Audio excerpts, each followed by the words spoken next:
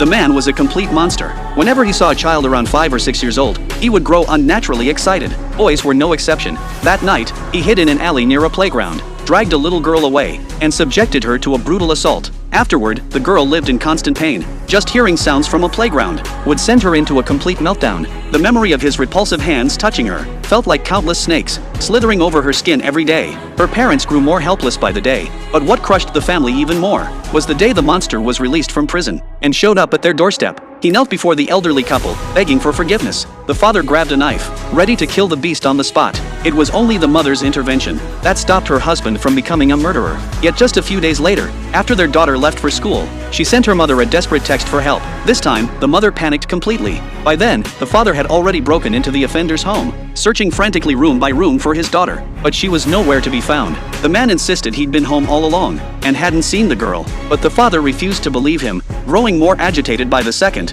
swinging the knife wildly. No matter how the man tried to explain, the father wouldn't listen. Meanwhile, police tracking the man's ankle monitor confirmed he really hadn't left the house. So why had the girl sent that SOS text? The father didn't buy their explanation, convinced the police were protecting a criminal. Then officers reviewed surveillance footage along the girl's route to school and finally spotted her. The video showed she hadn't been abducted. She had walked toward the train station on her own. Soon after, they found her at the station. Hearing his daughter's voice over the radio, the father finally let out a breath of relief. The man thanked the police, but they showed him no warmth in return. Later, when a paramedic tried to clean the man's wounds, he instinctively held his breath and flinched away.